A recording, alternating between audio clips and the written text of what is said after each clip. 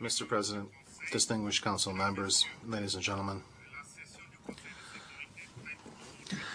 Today's meeting of the Council is dealing with a major theme in light of the current challenges in non-proliferation and nuclear disarmament. Mr. President, this meeting is timely because the potential risk of the destruction of our planet is great and takes many forms.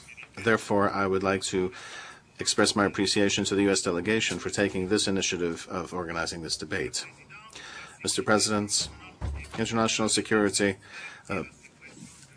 means that we must eliminate all nuclear arsenals and tests.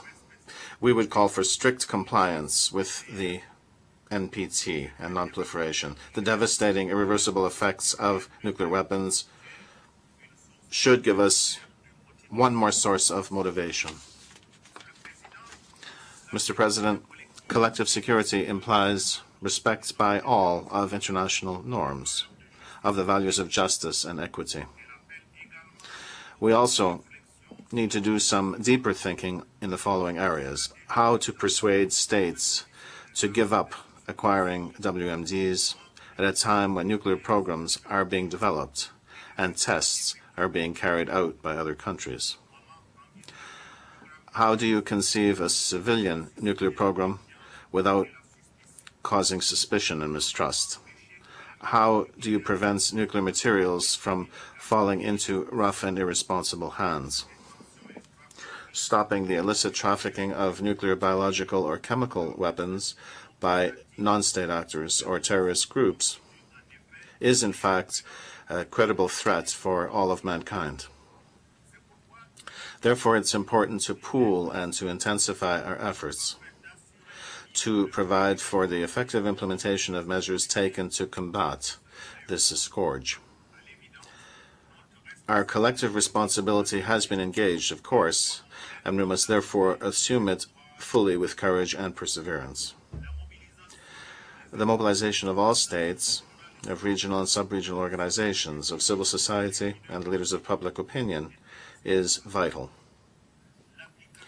The just, transparent, and responsible implementation of resolutions will contribute to reducing antagonisms, tensions, and especially will help restore confidence among all nations. Similarly, a more rational use of instruments and mechanisms, such as the NPT, the CDBT, and the Disarmament Conference, all of this will help make the planet safer. Mr. President, your dedication to building a world free of nuclear threats, as well as the dynamic engaged between the USA and the Russian Federation, will help us succeed in our negotiations in terms of reducing nuclear arsenals in the two countries. Mr. President, the establishment of the IAEA met the need to save the world from the deleterious use of the atom and to benefit from nuclear energy for peaceful purposes. Now more than ever, we must invest in this. We must support the agency and make civilian nuclear energy, which every state has a right to, an effective developmental tool. This is the will that justified the adoption in 1996 of the Pelindaba Treaty, bringing in a nuclear weapons-free zone in Africa. With the energy crisis, a chance should be given to African states to have access to nuclear energy for civilian purposes. Mr. President, the question of non-proliferation and nuclear disarmament is at the heart of the issue of maintaining international peace and security. The Security Council has a particular role to play herein. Under the UN Charter, it must assume this with objectivity and effectiveness.